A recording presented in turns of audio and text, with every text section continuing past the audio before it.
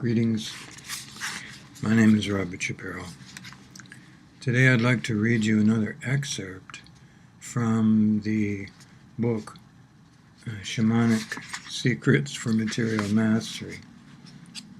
This book really covers a lot of different topics, and this has a lot to do with the person asking the questions in the book.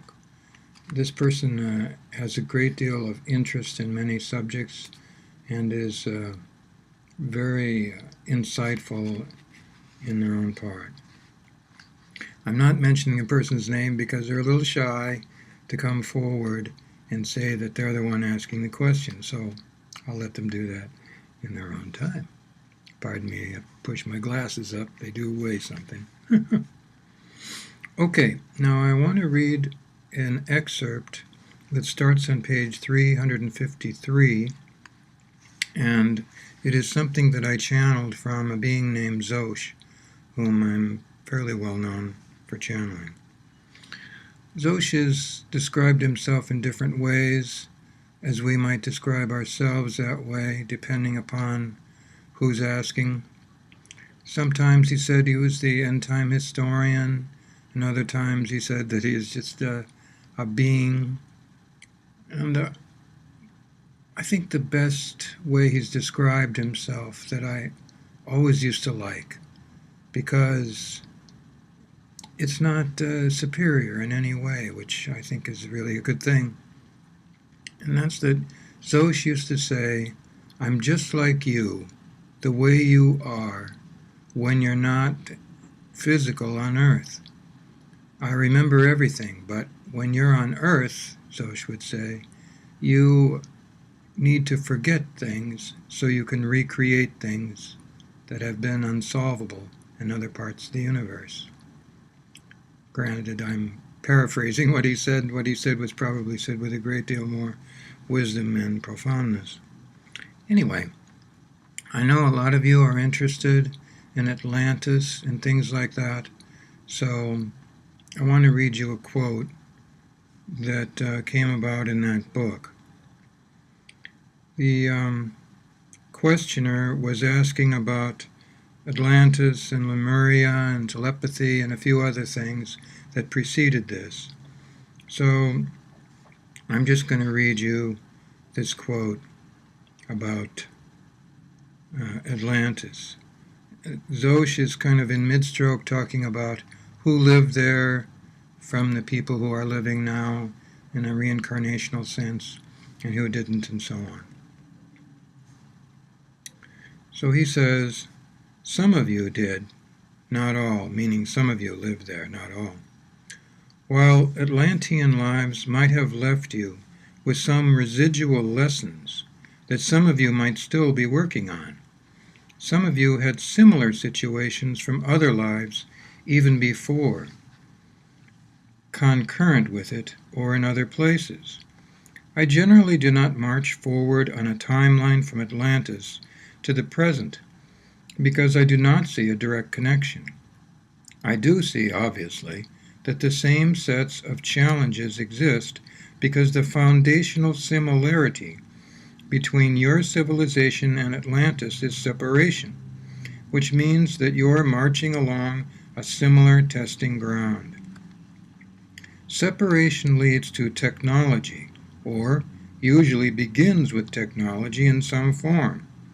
And when you've chosen technology/separation as a challenge, you will proceed along similar lessons. The lesson ultimately that Atlantis was unable to resolve was not just separation, but, more specifically, judgment. It's now been well read by many of your readers that Atlantis involved a great churning and seething of classes of individuals and a great deal of experimentation where it ought not to have gone, trying to combine human genetics with animal and plant genetics and so on. This was a disaster. It tended to not only underline the difference in so-called classes of beings, but it created an ingrained judgment between one class and another. The trouble with judgment is that, pay attention to this now, Zoosh says, it is the glue that allows an individual to cultivate, maintain, embrace, and ultimately obsess on any addiction. Never forget that, Zoosh says with emphasis.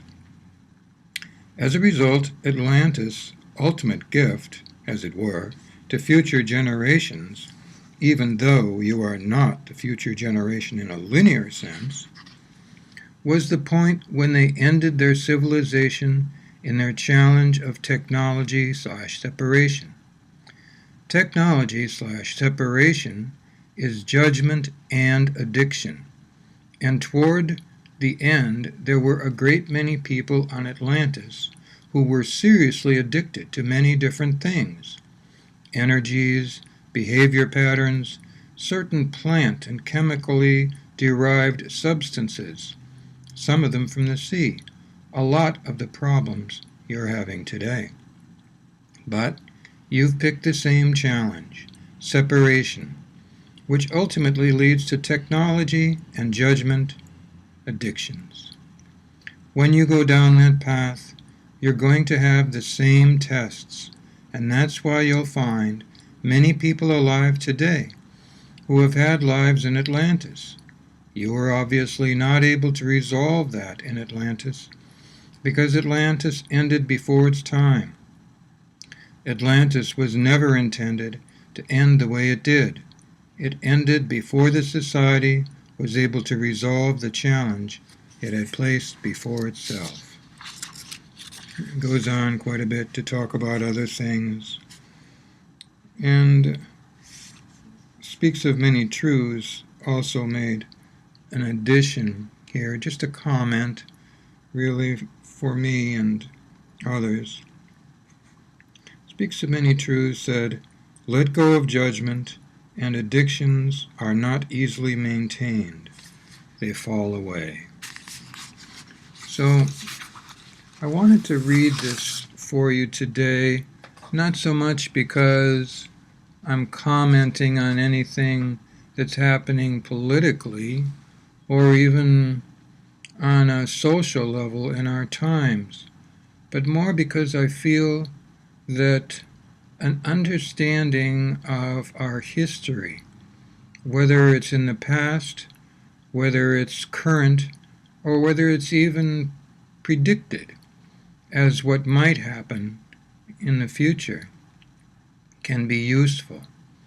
These things are not meant to rule our lives. They're not meant to move us, so to speak, into a time and place where we're completely or totally involved in dependence upon the wisdom of others. I feel ultimately they're intended to move us towards our own wisdom.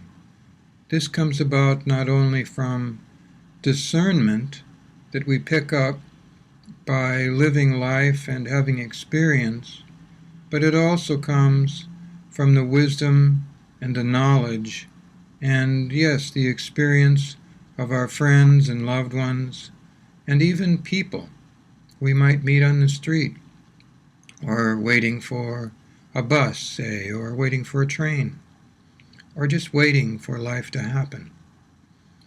Keep in mind that even if you admire the wisdom of others, that it's important to see whether it bears out as truthful in your life.